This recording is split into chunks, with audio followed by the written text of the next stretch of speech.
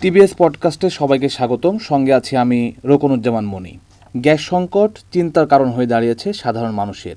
CNG পাম্পে চালকদের ঘন্টার পর ঘন্টা অপেক্ষা, বাসাবাড়িতে রান্নার ভোগান্তি আর শিল্প কারখানায় উৎপাদন কমে আসা, সব মিলিয়ে কঠিন বাস্তবতার মুখোমুখি আমরা। পরিস্থিতি উত্তরণে মহেশখালীর এলএনজি টার্মিনাল দ্রুত মেরামতের উদ্যোগের পাশাপাশি জরুরি ভিত্তিতে এলএনজি আমদানিতে সরাসরি বন্ধু প্রতিম দেশ মালয়েশিয়ার প্রধানমন্ত্রীর কাছে সহায়তা চেয়ে চিঠি পাঠিয়েছেন প্রধানমন্ত্রী তারেক রহমান। কিন্তু প্রশ্ন হচ্ছে, এইসব পদক্ষেপ কি দ্রুত আমাদের সংকট থেকে মুক্তি দিতে পারবে? জ্বালানি খাতের স্থায়ী সমাধানই বা কী? আজ আমরা কথা বলবো এসব বিষয়ে। আমাদের সঙ্গে যুক্ত আছেন জ্বালানি বিশেষজ্ঞ ও বাংলাদেশ প্রকৌশল বিশ্ববিদ্যালয়ের কেমিক্যাল ইঞ্জিনিয়ারিং বিভাগের সাবেক অধ্যাপক ডক্টর এজাজ হোসেন। স্যার, আপনাকে স্বাগতম। স্যার, শুরুতে একটু আমরা জানতে চাই যে জ্বালানি সংকটের মুখোমুখি আমরা হলাম, এইটার আসলে পেছনে কারণ কি ছিল স্যার? এটা যদি একটু শুরুতে আমাদের বলতেন। আমরা তো মূলত গ্যাস ভিত্তিক দেশ, আমাদের যে এনার্জিটা মূলত গ্যাস থেকেই আসে। এখন কথা হচ্ছে আমাদের গ্যাসের যা প্রয়োজন তার 30 কম আমরা সাপ্লাই দিচ্ছিলাম দিচ্ছি। কারণ আমাদের একে তো আমাদের এফএসআরইউ যথেষ্ট ছিল না, আর আরেকটা হচ্ছে যে আমাদের সবসময় ডলারের একটা সংকট লেগেই আছে। তো এই পরিস্থিতিতে আমরা ছিলাম যে 30% কম সাপ্লাই। এর মধ্যে যদি একটা এফএসআরইউ দুটোর মধ্যে একটা যদি বিকল হয়ে যায়, যেটা হয়েছে, তাহলে তো বোঝাই যাচ্ছে তীব্র সংকট সৃষ্টি হবে। এবং সেটাই হয়েছে, যে তীব্র একটা সংকট সৃষ্টি হয়েছে সব সেক্টরে। যেহেতু আমরা সব সেক্টরে ভাগ করে গ্যাস দেওয়া, সব সেক্টরেই এটা পরিলক্ষিত হচ্ছে এবং অবশ্যই সাংঘাতিক চাপের মধ্যে সবাই আছে। আমরা একটু জানতে চাই যে এই সংকট আসলে সামনের দিকে কোন দিকে যেতে পারে এবং খুব দ্রুত সময়ের মধ্যে আমরা এটা থেকে উত্তরণ পেতে পারি কিনা স্যার। গতকালকে আমাদের মাননীয় মন্ত্রী একটা সেমিনারে উনি বক্তব্য রেখে বলেছেন যে আরো 2 সপ্তাহের মতো লাগবে এটা রিপেয়ার করতে। এখন লেগেছিল এফএসআরইউতে, তো সেটা তো রিপেয়ার করতে সময় লাগবেই। এখন কথা হচ্ছে, তাহলে একটা 2 সপ্তাহের জন্য আউট হয়ে গেলে আমাদের 450 এমএমসিএফডি কমে গেল। আমাদের একটা এফএসআরইউতে আগুন লাগার কারণে আমাদের যেটা আমরা 2600 এমএমসিএফডি সাপ্লাই দিচ্ছি তার মধ্যে কমে যায়। এটা তো খুব সিগনিফিকেন্ট একটা ড্রপ। একটা যদি হতো যে 10%, 5 থেকে 10% যদি কমে যায়, তাহলে এটা যারা গ্যাস ব্যবহার করছে একটু অ্যাডজাস্টমেন্ট করেই ম্যানেজ করতে পারে। কিন্তু কথা হচ্ছে এত বড় একটা ড্রপ, যেখানে ওরা অলরেডি কম সাপ্লাই পায় নর্মাল টাইমে, তার থেকে এত বড় একটা ড্রপ যদি হয়, তাহলে তো স্বাভাবিক বোঝাই যাচ্ছে যে এখানে একটা ভীষণ রকমের কষ্ট সবার জন্যই হবে। তো সেটাই হয়েছে। এখন আমরা আমাদের অনেক আগেই আরেকটা এফএসআরইউ করা উচিত ছিল। আমাদের এটা চেষ্টা করে যাচ্ছে সরকার, কিন্তু এখনো সেটা হয়ে ওঠে নাই। আমাদের প্রধানমন্ত্রী তিনি মালয়েশিয়ার প্রধানমন্ত্রীর কাছে চিঠি পাঠিয়েছেন এবং এলএনজি সরবরাহের কথা বলেছেন। একজন জ্বালানি বিশেষজ্ঞ হিসেবে আপনি এই পদক্ষেপটাকে কিভাবে দেখছেন এবং আন্তর্জাতিক বাজার এবং কূটনৈতিক প্রক্রিয়া বিবেচনা করলে এই উদ্যোগের ফল পেতে আমাদের ঠিক কতদিন সময় লাগতে পারে স্যার? আমাদের এই মুহূর্তে যে সংকটটা, সেটা হচ্ছে একটা এফএসআরইউ বিকল হয়ে আছে।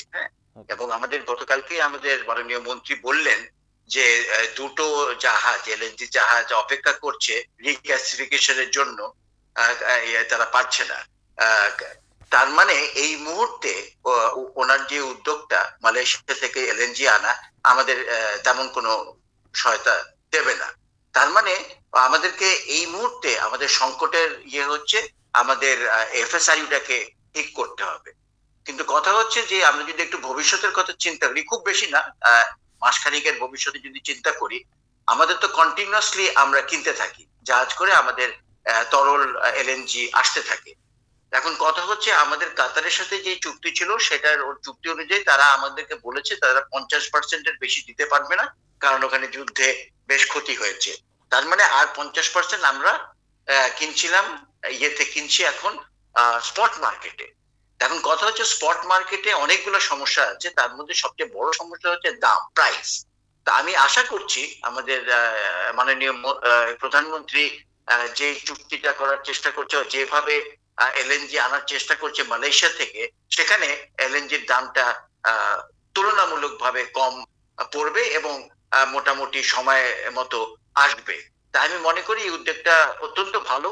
কিন্তু কথা হচ্ছে যে মালয়েশিয়া কতদিন এটা দেবে, হ্যাঁ, এবং আসলে আমি যেটা বললাম যে দাম কম হবে, কতখানি কম হবে সেটা একটু জানা আমাদের দরকার। বাট নিঃসন্দেহে এটা ভালো উদ্যোগ, কারণ আমাদের যেই নরমাল যে সাপ্লাই ছিল কাতারে সেটা এখন বিঘ্নিত।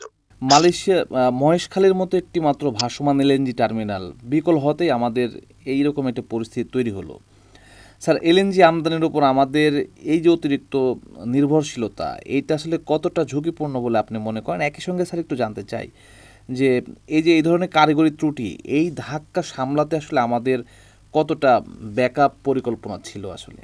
এখানে দুটো বিষয় আছে, একটা হলো এফএসআরইউর বিষয়টা, আরেকটা জি। হচ্ছে আমাদের ডলারের বিষয়, যে আমাদের যথেষ্ট টাকা আছে নাকি, ডলার আছে নাকি আমাদের এলএনজি কেনার ব্যাপারে। এখন বিকল্প হওয়ার ব্যাপারে এটা এটা অ্যাকচুয়ালি আমাদের ইন্টারিম গভর্নমেন্টেরই আমি বলবো একটা ব্যর্থতা, যে তারা আরেকটা এফএসআরইউ আনতে পারেনি।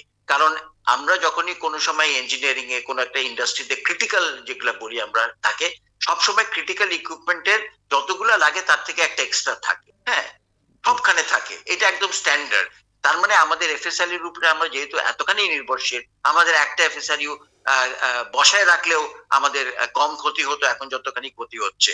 এবং এফএসআরইউ কিন্তু অত দামি একটা জিনিস না যে এটাকে আমরা একটা স্পেয়ার রাখতে পারতাম না। কিন্তু আমাদেরটা তো স্পেয়ার থাকতো না, কারণ আমাদের তো ডিমান্ড আছে। তো মাঝে মাঝে একটা দুইটা বেশি কার্গো আসতো, ওই এফএসআরইটা কাজ হতো। কিন্তু আমাদেরকে এটা ওই যে যখন কোনো সমস্যা হবে, কোনো বিকল হয়ে গেল, তখন ওইটা আমাদেরকে একটা সহায়তা দেবে। তো আমাদের অবশ্যই আরেকটা এফএসআরই থাকা দরকার ছিল। এটা এর আগে একটা পাইপলাইনে ছিল, ওইটা ক্যান্সেল করে দিয়েছে ইন্টারিম গভর্নমেন্ট। কিন্তু ওটা করা উচিত ছিল না। তারপরে এখন এই সরকার এসে চেষ্টা করছে তারা ইয়ে এটা কুইকলি করার জন্য। কারণ এটার একটা অর্ডার দিলে ২ বছরের মতো লেগে যায় এটা আসতে। কিন্তু তো ওরা চেষ্টা করছে যে টেন্ডার ছাড়া জি টু জি গভর্নমেন্টের যেই প্রক্রিয়া আছে, একটা গভর্নমেন্টের সাথে আরেকটা গভর্নমেন্ট, সেই প্রক্রিয়ার আন্ডারে চায়নার সাথে একটা করার চেষ্টা করছে। এটা খুবই ভালো উদ্যোগ, কিন্তু এই উদ্যোগটা ভালো বললে হবে না, এটা করতে হবে।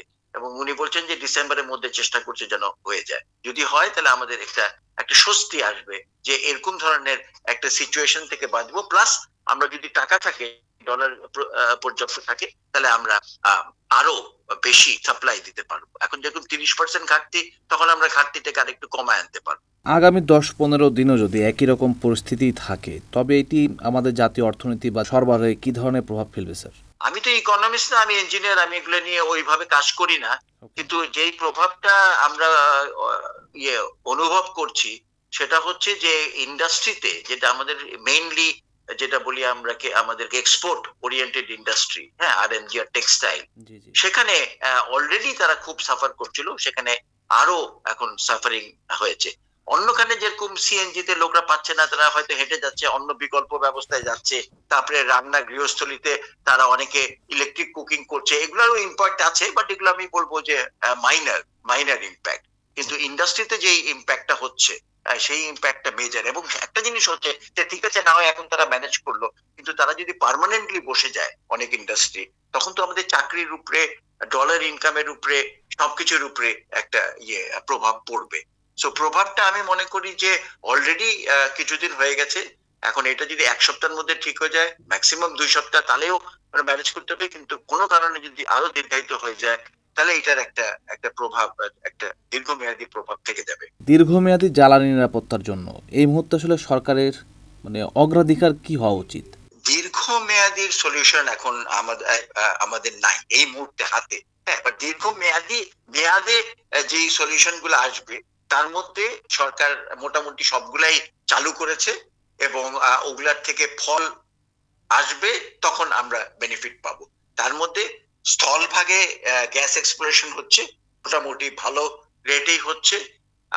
তারপরে অফশোরে বিডিং হয়েছে, ওখানে আশা করা যাচ্ছে ওখানে আসবে, কিছু বিডস আসবে, কিছু বড় বড় কোম্পানি আমাদের এক্সপ্লোরেশন করবে।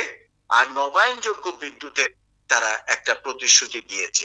এখন এটার সাথে যদি দক্ষ ব্যবহার, হ্যাঁ, আরেকটা হচ্ছে এনার্জি কনজারভেশন।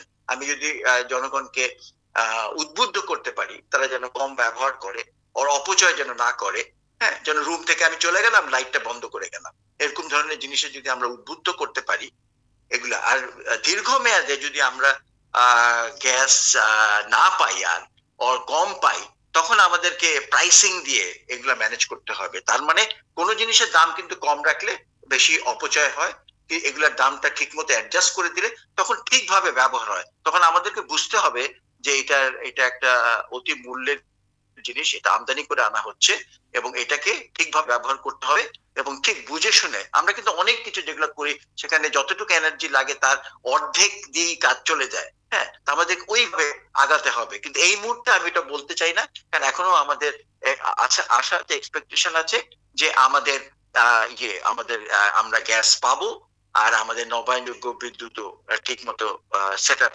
হবে। এই দুটোর উপরে আমরা এখনো আশা রাখতে পারি। স্যার, আপনি অনেকগুলো গুরুত্বপূর্ণ বিষয় আমাদের সঙ্গে আলোচনা করলেন। আপনাকে অসংখ্য ধন্যবাদ। দর্শক, আপনারাও যারা এতক্ষণ শুনলেন, আপনাদেরও অসংখ্য ধন্যবাদ। আপনারা ভালো থাকুন, সুস্থ থাকুন এবং নিরাপদে থাকুন।